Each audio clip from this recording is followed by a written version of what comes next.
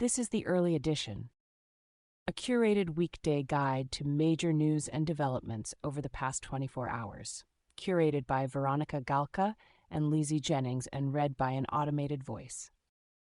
Published September 17, 2025, on Just Security, an essential resource for those shaping a just and secure world. Here's today's news. U.S. Foreign Affairs. President Trump yesterday suggested that the United States has knocked off 3 alleged drug smuggling boats in the Caribbean, telling reporters that we knocked off actually 3 boats, not 2, but you saw 2. He did not offer further details about the apparently undisclosed third incident. Andrew DeGrompre and Dan Lamothe report for The Washington Post.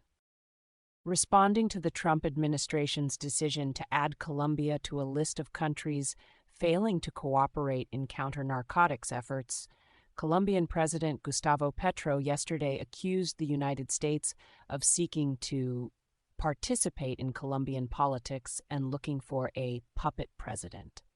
Manuel Rueda reports for AP News. A Wells Fargo executive, whom the Chinese government had barred from leaving China for several months, has now left the country following negotiations between the Trump administration and Chinese officials, U.S. officials say. Ellen Nakashima reports for The Washington Post. Delays to Mike Waltz's nomination to be the U.S. ambassador to the UN are making it unlikely for him to be confirmed by Congress before the high-level General Assembly meeting starts next Monday, AP News reports. According to a Democratic congressional aide, the White House had shown no urgency in getting Waltz confirmed before the meeting, Farnoosh Amiri reports. The Treasury Department yesterday sanctioned a pair of Iranian financiers and more than a dozen people and firms across Hong Kong and the United Arab Emirates over their alleged role in coordinating cryptocurrency transfers to the Iranian government from the sale of Tehran's oil worth $100 million. Fatima Hussein reports for AP News. U.S. trade representatives yesterday triggered the formal review process for the U.S.-Mexico-Canada agreement, inviting public comment on the USMCA before the 3 countries' mandatory joint review of the agreement scheduled for next year. Ben Berkowitz reports for Axios. Israel-Hamas war, international response. EU High Representative for Foreign Affairs and Security Policy Kaja Kallas today announced a proposal for the bloc to downgrade its trade ties with Israel and sanction National Security Minister Itamar Ben-Gvir and Finance Minister Bezalel Smotrich over the humanitarian situation in Gaza. EU member countries must still approve the proposed measures. Nicholas Vineker reports for Politico. Several European countries yesterday condemned Israel's launch of a ground offensive on Gaza City. UK Foreign Secretary Yvette Cooper called the offensive utterly reckless and appalling, while Germany's Foreign Minister Jon Wadephul said that Israel was on the wrong path. Lindsay Schutel reports for the New York Times. Japan will, for now, not recognize a Palestinian state. With the decision likely taken to preserve Tokyo's ties with the United States, the Japanese newspaper Asahi reported today, citing unidentified government sources.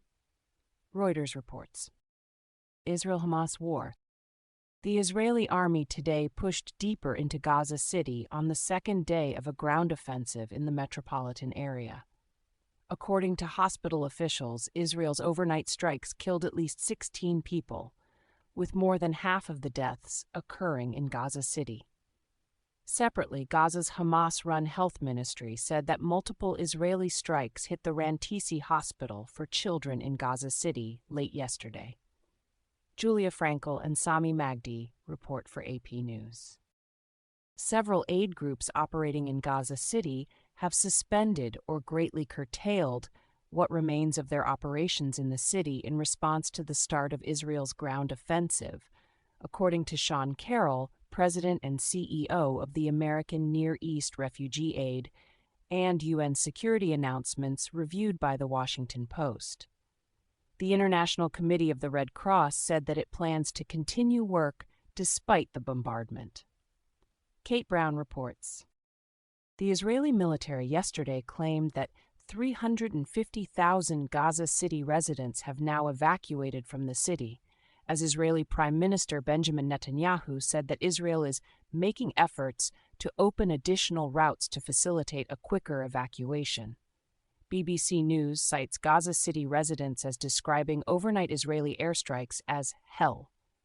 Separately, Tess Ingram, a UNICEF spokesperson, said that it is inhumane to expect nearly 500,000 children to evacuate to coastal refugee camps that are unsafe, overcrowded, and ill-equipped to receive them. Aaron Boxerman, Laura Jakes, Isabel Kirshner, Liam Stack, and Michael Levinson report for The New York Times. Rushdie Aboulouf reports, Reuters reports. Satellite imagery captured yesterday shows Israeli armored vehicles gathered on nearly all sides of Gaza City, according to analysis from Planet Labs, a commercial satellite company. Josh Holder and Samuel Granados report for The New York Times. Russia-Ukraine war. Ukrainian President Volodymyr Zelensky urged European leaders yesterday to build an air defense umbrella over Europe, adding that Russian forces' bombardment of the Ukrainian city of Zaporizhzhia on Monday night wounded 20 people, including 4 children. Ilya Novikov reports for AP News. The Pentagon confirmed yesterday that U.S. military officials observed joint war games between Moscow and Minsk in Belarus on Monday. A spokesperson for the Pentagon said the U.S. Embassy in Minsk accepted the invitation to observe the drills in light of recent productive bilateral agreements between our countries. Phil Stewart and Idris Ali report for Reuters. President of the European Commission Ursula von der Leyen announced yesterday that the Commission will propose to speed up the phase-out of Russian fossil fuel imports, following a call with Trump. The bloc previously intended to end purchases of Russian oil and gas by 1 January 2028. Ananya Polyekar, Lily Bayer, and Julia Payne report for Reuters. U.S. Undersecretary of Defense for Policy, Elbridge Colby, has approved the first U.S. weapons aid packages for Ukraine, and the supplies could be shipped soon, 2 sources told Reuters yesterday. This is the first use of a new mechanism for providing arms to Ukraine, which uses U.S. weaponry stocks and funding from NATO countries. Jonathan Landay and Mike Stone report. Houthi developments. Israel's military said yesterday that it had struck targets in the Hudaydah port in Yemen, which it claimed were linked to the Houthi rebels. Houthi-linked broadcaster Al Masirah TV reported at least 12 strikes had hit the port. Ismail Nar reports for The New York Times. Other global developments. Under U.S. pressure, Syria is speeding up talks with Israel on a security pact that Damascus hopes would roll back Israel's recent land seizures, sources briefed on the talks told Reuters. The pact would fall short of a full peace treaty, the sources say. An Israeli security source said the U.S. is pressuring Syria to accelerate a security deal. This is personal for Trump, but that Israel is not offering much. Some sources said Trump is pushing for progress ahead of the UN General Assembly this month.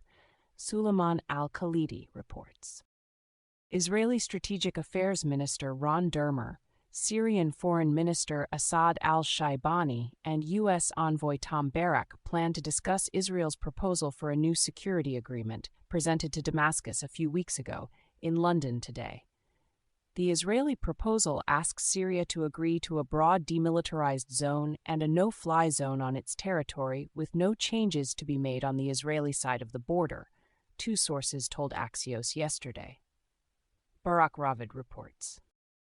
A Brazilian federal court yesterday ordered former Brazilian President Bolsonaro to pay 1 million reals, $188,865, in damages for collective moral harm stemming from racist comments made while in office. Ricardo Brito reports for Reuters. Tech developments. Trump signed an executive order yesterday to extend the deadline to keep TikTok available in the United States until 16th December 2025, allowing time to complete the framework deal announced on Monday after U.S.-China trade talks in Madrid. This is the fourth time Trump has prolonged the deadline. Darlene Superville and Josh Boak report for AP News. China's internet regulator has banned the country's biggest technology companies, including ByteDance and Alibaba, from buying NVIDIA's AI chips, three sources told the Financial Times. Chinese regulators previously reported that the domestic chips had attained comparable standard to NVIDIA's models used in China. Zijing Wu, Cheng Leng, and Tim Bradshaw report. U.S. immigration developments. A whistleblower complaint filed with Congress yesterday alleges that the Trump administration concealed data evidencing that dozens of the children it sought to deport faced serious harm in Guatemala. The report says at least 30 of the 327 children had indicators of being a victim of child abuse in Guatemala based on the U.S. government's own findings. Zach Montague reports for the New York Times. Trump administration actions. Trump administration officials, including Trump himself, are pressuring federal prosecutors in Virginia to bring charges against New York Attorney General Letitia James, sources say. According to several sources, there is at present no sufficient evidence to support such charges, as federal prosecutors have yet to uncover clear evidence that James knowingly made false statements to a financial institution to secure favorable terms on a mortgage. Officials pressuring the prosecutors to seek an indictment include Ed Martin, the head of the DOJ's Weaponization Working Group, and Bill Pulte, the director of the Federal Housing Finance Agency. Peter Karolambis, Catherine Falders, and Alexander Mallon report for ABC News. Anyone that was terminated at the FBI was done so for failing to meet the standards, uphold their constitutional oath, and effectuate the mission. And morale at the agency has never been higher. FBI Director Kash Patel testified before the Senate Judiciary Committee yesterday. In a recent lawsuit, 3 former FBI agents alleged that Patel summarily fired them after they were targeted by right-wing influencers. Ryan J. Riley and Victoria Ebner report for NBC News. Glenn Thrush and Alan Feuer report for the New York Times. Attorney General Pam Bondi yesterday appeared to backtrack on her Monday comments that the Trump administration would target hate speech and that employers have an obligation to get rid of people who are saying horrible things. In a social media post, Bondi said that her remarks referred to hate speech that crosses the line into threats of violence that she claimed was being normalized by the radical left. Separately, Deputy Attorney General Todd Blanche suggested there is potential to investigate organized efforts to inflict harm and terror and damage to the United States of people noisily protesting against Trump. Dare Gregorian reports for NBC News. Josh Gerstein reports for Politico. Federalization of domestic policing. Prosecutors have already dropped at least 11 of the 50 federal cases they brought in Washington, D.C. since the start of Trump's crime crackdown in the city last month, AP News reports. A magistrate judge who dismissed 2 felony assault cases at the request of U.S. Attorney Jeanine Pirro's office yesterday questioned whether prosecutors are rushing to make charging decisions before the cases can be properly investigated, stating that the issue is becoming a real concern for the court, just given the sheer numbers. Michael Kunzelman reports. The U.S. House yesterday passed a pair of bills that would allow stricter criminal penalties for younger offenders in the D.C., amid a push to pass a package of bills seeking to impose tighter federal control over Washington. Michael Gold reports for the New York Times. U.S. political violence. Utah prosecutors yesterday indicated they would seek the death penalty for Taylor Robinson, accused of killing conservative activist Charlie Kirk.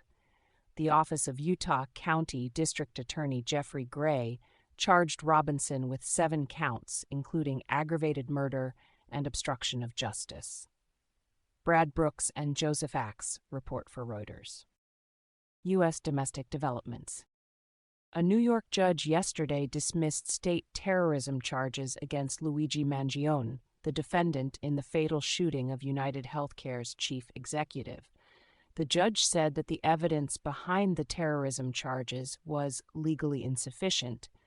Mangione still faces other state and federal charges, including a charge of second-degree murder. Harubi Mako and Jonah E. Bromwich report for the New York Times. The Georgia Supreme Court yesterday declined to consider Fulton County District Attorney Fani Willis's appeal against her removal from the state election interference case against Trump and others. An appeals court removed Willis from the case in December, citing an appearance of impropriety created by her romantic relationship with Special Prosecutor Nathan Wade, whom Willis picked to lead the case. Kate Brumback and Jeff Amy report for AP News. A bipartisan agreement that would block Defense Secretary Pete Hegseth from reversing a 20 congressional effort to change the names of Army bases that formerly honored Confederate leaders is progressing through Congress, the Washington Post reports. The measure, contained within the National Defense Authorization Act the House passed last week, will be voted on by the Senate in the coming months. Noah Robertson reports. Trump administration litigation. The White House yesterday indicated it is planning to file a challenge to an appeals court judgment that temporarily blocked Trump's attempt to remove Governor Lisa Cook from the Federal Reserve Board. According to an administration official, the timing of when the challenge would be filed with the Supreme Court remains uncertain. Tony Rahm reports for the New York Times. A coalition of labor and advocacy groups yesterday filed a lawsuit challenging the Trump administration's suspension of the University of California at Los Angeles federal funding and demand for the university to pay more than $1 billion and eliminate diversity, equity, and inclusion programs to unlock the funding. The university said it was not party to the lawsuit. Susan Sverluga reports for The Washington Post. Kanishka Singh reports for Reuters. The Justice Department yesterday announced it is suing Maine and Oregon over their refusal to turn over state voter rolls to the Trump administration. Fredrika Schouten reports for CNN. In case you missed it, yesterday on Just Security, UN Commission fight Israel is committing genocide in Gaza.